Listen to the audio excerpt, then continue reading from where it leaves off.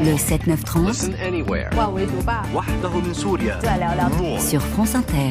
Bonjour Pierre Aski. Bonjour Jérôme. Vous revenez ce matin sur les annonces d'Emmanuel Macron concernant l'Afrique. On ne pourra pas faire à Emmanuel Macron le reproche de découvrir que l'Afrique a changé et que la France doit, elle aussi, changer son approche du continent. Dès son élection en 2017, il l'exprimait dans son discours de Ouagadougou, devant les étudiants. En 2021, il le répétait lors du sommet de Montpellier. Hier, enfin, il a esquissé les contours d'une autre politique de rupture avec un passé qui ne passe toujours pas, avant de s'envoler demain pour un voyage important en Afrique centrale.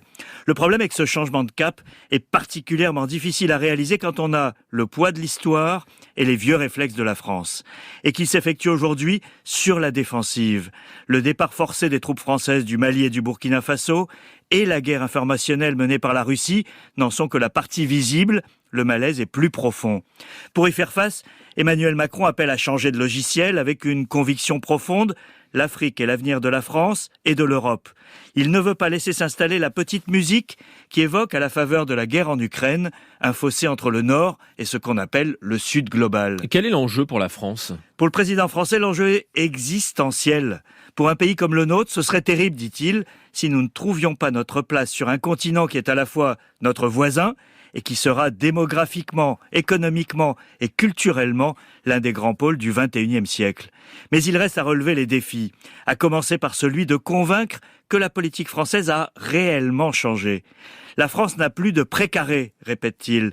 L'expression précaré était celle de la France-Afrique, d'une zone d'influence où la France faisait et défaisait les régimes.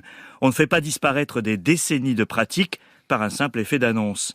Emmanuel Macron reconnaît qu'il s'est laissé enfermer par la question de la sécurité au Sahel et que la France n'a été perçue qu'à travers ce prisme-là. Il a annoncé hier une réforme profonde de la posture militaire française sur le continent. Ce sera l'un des tests de la nouvelle donne. Alors, quels sont nos atouts dans ce retour ? La France, Jérôme, peut compter sur 3 atouts majeurs. Le premier est la forte diaspora africaine en France, dont Emmanuel Macron veut faire un pont à rebours des frilosités nationales. Il faut assumer la part d'africanité de la France, répète-t-il, ça fera mal à certaines oreilles.